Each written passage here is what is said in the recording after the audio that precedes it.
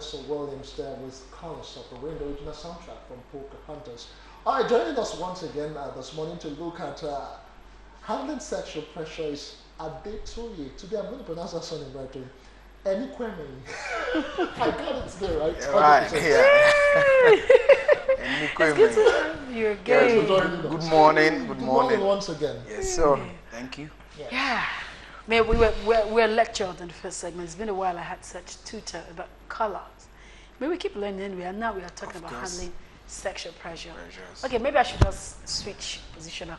You're not yet married, are you? Yeah, I'm not. And you're not married. Oh no, God, she's gonna play the mother on us. Okay, so please, even for the married, just wait for it. Don't mind them, Jerry. Even for the married, it happens. I mean, it looks like the world now, everybody thinks what I know sex to be is not what they see it as anymore. It looks like it's a gift you just give anyhow, and no feelings attached. You hear people say friends with benefits, and I'm enjoying. I don't understand if it's like craziness that is trending or something. But now, for you as a man, knowing that also there's a trend where people, particularly ladies, tend to put pressure on you as a guy, or some kind of maybe from other, I don't want to mention, but you know what I'm talking about. How would you say that one should handle it? I know he faces a whole lot of it, but he may do good by telling him what are the ways to handle these pressures. Well, of course, when we talk about pressure, indeed it is something that it's forcefully or is forced on you. So looking at sexual pressure or sexual harassment, one way to go over it is you need to come to understand what do you want to achieve. What do you want? Like the definition of the word sex is an agreement between two parties. So you must definitely agree. But when it now becomes a pressure on you, I'll use a pressure from the lady to the guy. Okay. You must have sex with me. First, as a guy, I must ask myself, what do I want? If this is not what I want, I have an option to decide to leave or stay. And when we're talking about sexual pressure, it's not something you want to just shy away from, or something you want to pretend, oh, she's just telling me to have sex and that's all. You have to be frank with it. You have to come to terms of either discussing with the person to tell the person, this is not what I want. You have to understand that. You must also be ready to take your position in either staying or leaving. For instance, let's say somebody hook you up somewhere in a corner, and then the person is trying to have sex with you. And then all you want to be doing is, Father, this guy must not have sex with me. And you are there. Before you know it will happen. So what are you saying? Invariably, you should leave the place. You should leave. Okay. You should leave that kind of scene. You must also be ready, like I said, be frank with the person. Look at the person eyeball to eyeball. Let the person know. This is not what I want. Okay, let me paint a scenario here. A guy and a girl are in a relationship, and they have decided to get married over time, you know. But there is this pressure, not just on the part of the partners. Yes, the couples, you know. It is external factors, specifically from my parents. You know, some of my Igbo brothers they would say that you have to taste the blood. Not just your Igbo brothers. It's more like an African kind of thing. Now, how do you begin to handle such issue? Specifically, both of you have decided that we're going to be abstaining from sex until we get married. But then, maybe the parents of the groom is saying, or how are you sure that yes, this girl would actually eventually give you children? You know, if you've not really, you know, they want to see some proof even before the marriage. Proof, as it were. Proof, yeah. It is so much important that any guy or any lady going into any relationship must understand what they want to achieve. Okay. Because when you don't know what you want, other people desire would lead you to where you don't want to go to. Okay. So I see that play out severally, where people tell you, I need to test it. We need to know if she can deliver or not. How do you know? There are people that have tested, yet nothing happened. So you have to take your own stand. Let your family know this is my decision. People's belief system differs. People's religions differ. Some religions don't allow that. Some religion, they have no issue with that. You can go ahead, taste it, you know, browse in, browse out, download, upload, delete. Okay, forget about your innuendos now. But the thing is, I've used all the internet and the computing term to explain it. The truth is that eventually the decision has to be between both parties. Between both parties. You must never allow external factors cause you to do what you don't want to do. Okay, then how do you handle these external factors? Let me just go beyond what you said. I've seen some cultures that would say that before you can even, you're just in a relationship, they know you, the both of you are going to be married, and they tell you there must be proof of pregnancy before you can continue. How do you handle such pressure and make them understand that, hey? That's from both families or from either one of the families? It could be from one of the families, it could be from both families, but not from the couple themselves. It's not their decision. She must be pregnant before you can go ahead. How do you handle I will still go ahead to say, this is what I stand for, and this is what I believe. I would not want to go against my belief system. If I believe in what they believe, definitely they won't come over to tell me I need to do it because they know it's already a system. In some family, it's a pattern. There are what we call negative and positive patterns everywhere. So in some family, it's a trend that the lady must be pregnant before she get married. But if in that family, I have a different belief system about what I want to stand for and what I'm living for, I would not go over it.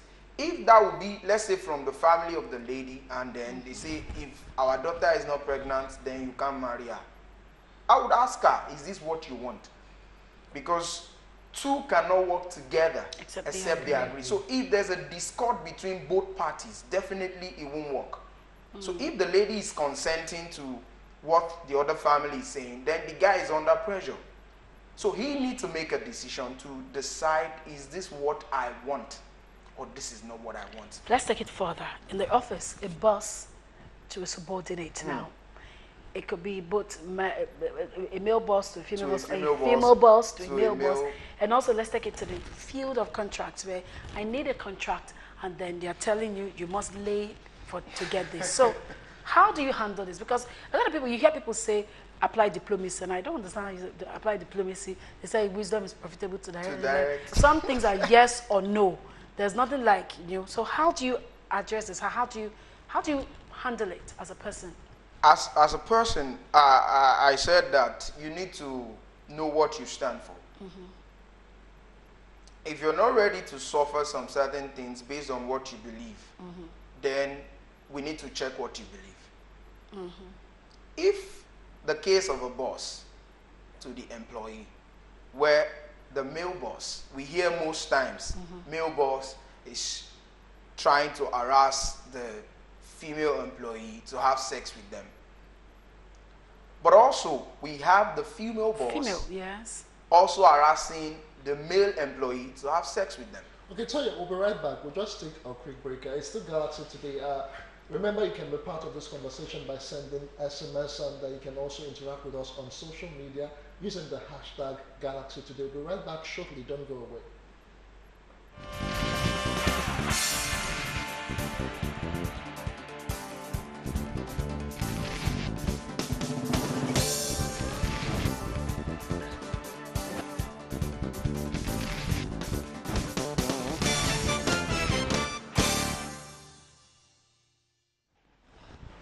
All right, welcome back. We still have an Adetoye and Enikuemehin with us here in the studio. So go ahead.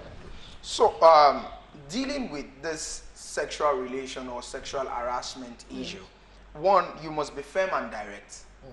You must be firm and direct. If your boss is going to sack you because of that, so be it.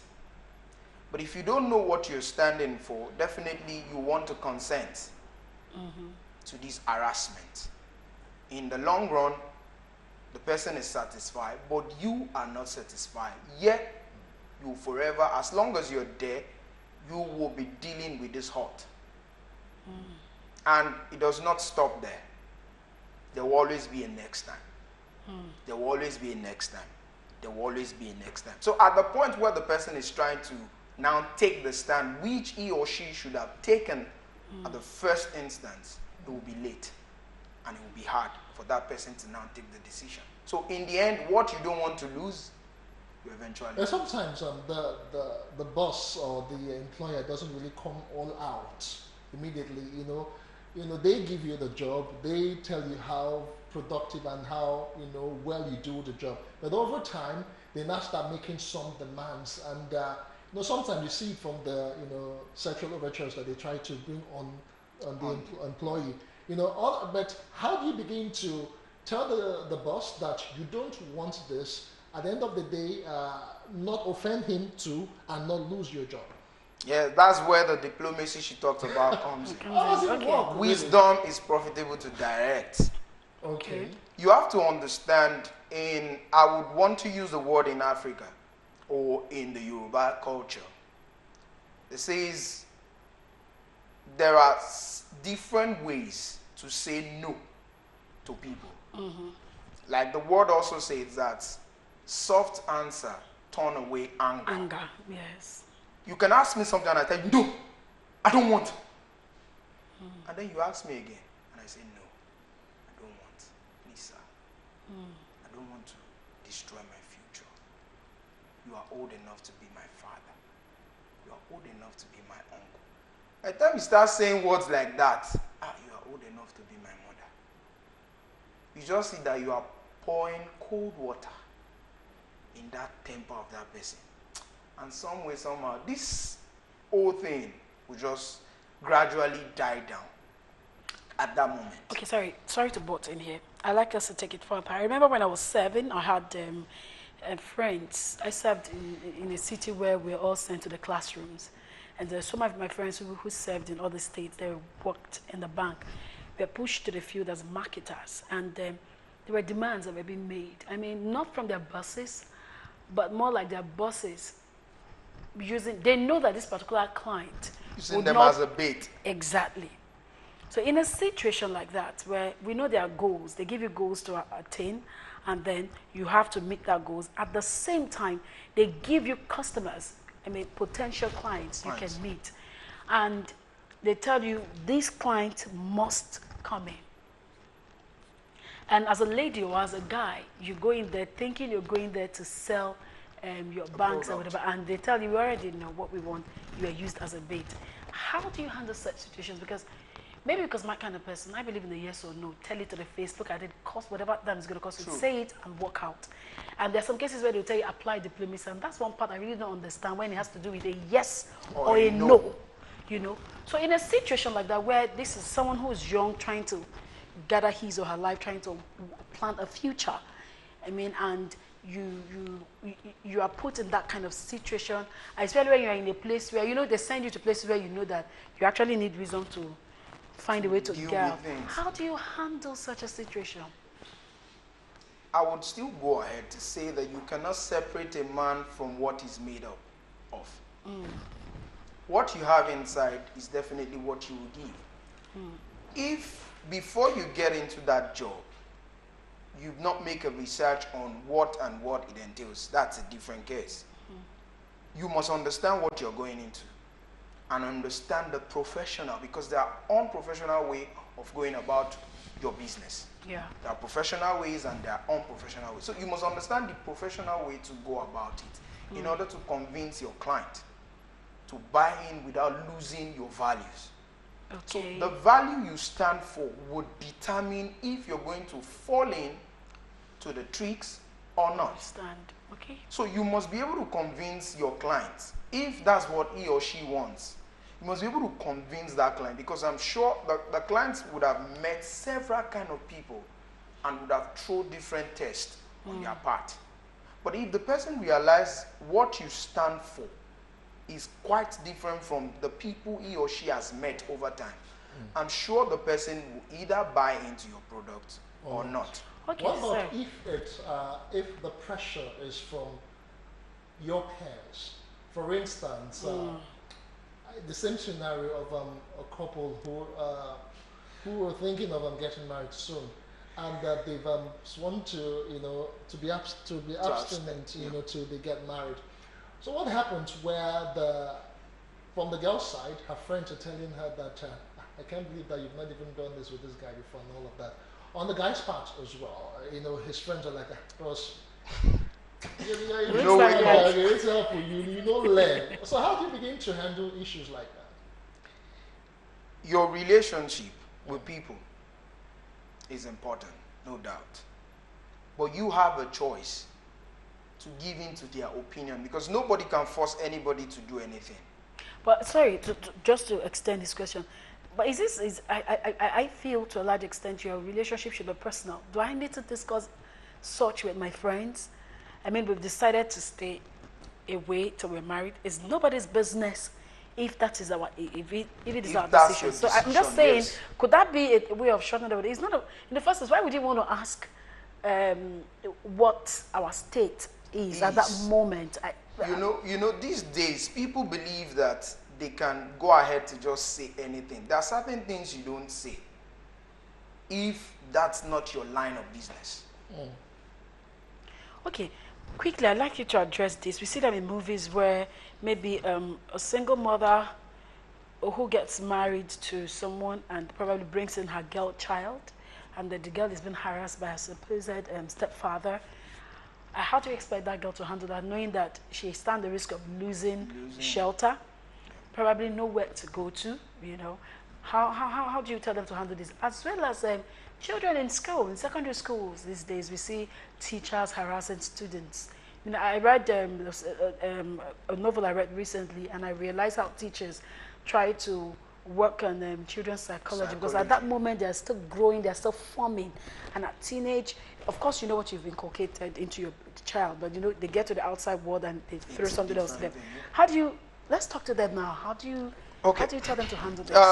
Starting with handling sexual relation pressure as a pair. Like I said, you must understand what you are living for. Yeah. And there are some certain things you keep away from external bodies, because this is your decision. If your decision is to abstain, definitely is nothing to debate about. Now, when it comes to the issue of a single mother who got married to another man, and then you have a daughter, and the man is trying to sleep with the child or harass the child sexually, I believe first thing is, what is the relationship between the daughter and the mother? There are some kind of mom, they are mothers, but they are not there to help and listen to their children, or observe the signs or the handwriting on the walls, because these things will not happen overnight. Yes. There are advances. Is it that the man is taking so much pleasure in buying gifts every time? Attention is drawn on the girl more than the mother. The mother needs to start observing that, but some parents don't see all of these handwritings. It happens even between uncles and their nieces. So they need to understand all of these things, and the education you've given to your child would help that child when it comes to that kind of situation. The child will know what to do, who to talk to, and who to call upon. So if you've not properly educated that girl or that boy, when he or she has such kind of situation at hand, they will not know who to talk to. That's why you see so many children have gone through this kind of situation and they just keep quiet. They are abused on regular. All right, thank you, Soye. We are almost out of time. Let's just take one or two comments as we begin to round off. This one says, falling for sexual pressure is a choice. Those who fall into it already have emotional challenge with the other person, just takes advantage of it. That message was truncated. I'm Praise, I'm 18, a female. I think the best answer is soft words. It will help to calm the person. I've been a victim many times, but I use soft words and I'm still a virgin. All right, this one simply says, I would like this conversation to be held again so that many people will learn from it. Your survey has shown that people have really have problems. The common people pass through this like every day. Toye, just last word, we are completely out of time, yes. The last word I'll say is, take your stand, do as much as possible, say no with your body language, say no with every sincerity within you. Don't tell somebody, I don't want to, I don't want to, or I don't know how to do it. If you say things like that, you are prone to be taught. All right, thank you so much, Toye. We're looking at the full segment. We talked about color psychology. We had Remy Ademujimi, an architectural and interior designer. And just right now, we just looked at handling sexual pressure.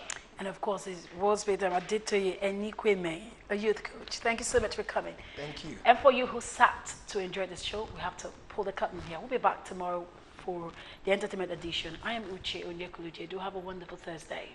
And I'm Justin Adetoye. Many thanks for being a part of the show. Hopefully, she'll not be wearing my color tomorrow. Bye for now.